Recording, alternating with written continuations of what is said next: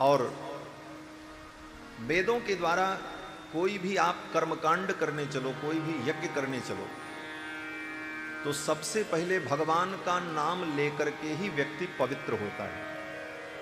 आपने देखा होगा कि जब कोई ब्राह्मण पंडित पूजा कराने आते हैं तो सबसे पहले कहते हैं अपने ऊपर जल छींटो। क्यों? बोले पवित्र होने के लिए। बोले महाराज हम तो नहा धो करके आए। बोले भले नहाए धोए हो, लेकिन भीतर से पवित्र होने के लिए भगवान का नाम लो। और मंत्र क्या बोलते हैं?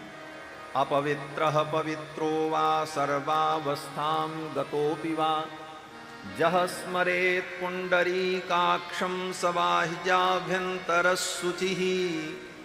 जो भगवान पुंडरीकाक्ष का नाम ले लेता है वो भीतर और बाहर से पवित्र हो जाता है। सबाह्याभ्यंतरः शुचिः, बाह्य और भीतर दोनों से पवित्र। तो भगवान के नाम से आप पवित्र हुए। अब विधि कहती है कि फिर भगवान का नाम लेकर के आचमन करो। ओम केशवाय नमः, ओम नारायणाय नमः, ओम माधवाय नमः। भगवान के नाम से ही आचमन हुआ। अब जिस कर्म को आप करने चलो उस कर्म का जब संकल्प करना होगा तो संकल्प में भी सबसे पहले भगवान का नाम लेना पड़ेगा, नहीं तो वो संकल्प पूरा ही नहीं होगा। किस प्रकार से? बोले ब्राह्मण जब पढ़ेंगे संकल्प तो बोलेंगे विष्णुर्विष्णुर्विष्णुः श्रीमद्भगवतो महापुरुषस्य विष्णोराज्ञया प्रवर्तमानस्य अद्य श्री ब्रह्मणो निदुतीय परार्धे। संकल्प में सबसे पहले भगवान विष्णु का नाम, नारायण का नाम। और इतना सब करने के बाद जब आपका यज्ञ और कर्म समाप्त हो तो अंत में ब्राह्मण लोग कहते हैं, आचार्य लोग कहते हैं कि तुमने श्रद्धा से और समर्पण से यज्ञ किया, लेकिन हो सकता है कोई कमी रह गई हो। बोले अब वो कमी कैसे पूरी हो? बोले वो अब कमी भगवान के नाम से पूरी हो। तो अंत में क्या कहते हैं? बोले यश स्मृत्या च नामोक्त्या तपो यज्ञ क्रियादिषु न्यूनम संपूर्णताम याति सद्यो वंदे तमच्युतम। जिन अच्युत का नाम स्मरण करने से कर्म की जो न्यूनता है वह भी पूर्णता में परिणत हो जाती है, ऐसे भगवान अच्युत को हम प्रणाम करते हैं। तो यज्ञादि कर्म के अंत में भी भगवान का ही नाम लेकर के उसे पूरा करते हैं। और महाराज वेदों में पुराणों में क्या बोले? भगवान का नाम ही तो है। वेदे रामायणे चैव पुराणे भारते तथा आदि मध्ये तथा चांते हरि सर्वत्र गीयते। समस्त शास्त्रों में भगवान का नाम ही गाया गया है। रामायण में बोले रामचरितमानस में गोस्वामी जी से किसी ने पूछा कि भाई रामायण में आपने क्या लिखा? तो गोस्वामी जी कहते हैं पूरी रामायण में केवल भगवान के नाम की महिमा है। यही रघुपति नाम उदारा, यही रघुपति नाम उदारा, अति पावन पुराण श्रुति सारा, अति पावन पुराण श्रुति सारा, यही रघुपति नाम उदारा, यही रघुपति नाम उदारा। इसमें क्या है? रामायण में क्या है? गोस्वामी जी कहते हैं यही मह रघुपति नाम उदारा। राम जी का जो नाम है वही है बस।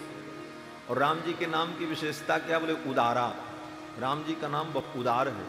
राम जी उतने उदार नहीं है जितना राम जी का नाम उदार है। क्यों? बोले राम जी तो किसी पात्र का विचार भी करते हैं कि ये कृपा के लायक है कि नहीं, लेकिन भगवान का नाम ये विचार नहीं करता कि ये कृपा के लायक है कि नहीं। अगर नाम लेते हो तो कृपा होगी। ये नाम की उदारता है। यही मह रघुपति नाम उदारा, अति पावन पुराण श्रुति सारा। और भागवत में क्या है? बोले श्रीमद् भागवत में भी भगवान के नाम की ही महिमा है। पूरी कथा श्री सूत जी महाराज ने जब शौनकादि मुनियों को सुनाई तो 12वें स्कंद के अंतिम अध्याय में शौनकादि मुनियों ने पूछा कि प्रभु चारों वेदों का सार तो भागवत है, निगम कल्प तरोर गलितम फलम। और अगर कोई ये पूछे कि भागवत का सार क्या है, तो अंतिम श्लोक भागवत का सूत जी महाराज कहते हैं कि नाम संकीर्तनम यस्य सर्व पाप प्रणाशनम प्रणामो दुख समनः तम नमामि हरिम परम। भगवान का नाम ही समस्त दुखों का शमन करने वाला है, ऐसे भगवान श्री हरि को हम प्रणाम करते हैं। तो भागवत में भी अंत में भगवान के नाम की ही महिमा का वर्णन श्री सूत जी महाराज ने किया, और नाम की महिमा कितनी भी कही जाए कम है। श्री गोस्वामी जी महाराज कहते हैं कि स्वयं भगवान भी अपने नाम की महिमा का वर्णन नहीं कर सकते। कहूँ कहाँ लगी, कहूँ कहाँ लगी नाम बड़ाई, राम न सकही नाम गुण गाई, राम न सकही नाम गुण गाई। कहूँ कहाँ लगी, कहूँ कहाँ लगी नाम बड़ाई, राम न सकही नाम गुण गाई, राम न सकही नाम गुण गाई। स्वयं भगवान श्री राम भी अपने नाम का गुणगान नहीं कर सकते, इतनी महिमा भगवान के नाम की है। और ऐसा सरल साधन, फिर भी हम अगर नाम का आश्रय लेकर आत्मकल्याण न कर सके तो हमसे ज्यादा अभागा कौन होगा। इसलिए कलिकाल में तो भगवान का नाम ही सबसे सरल और सुलभ साधन है।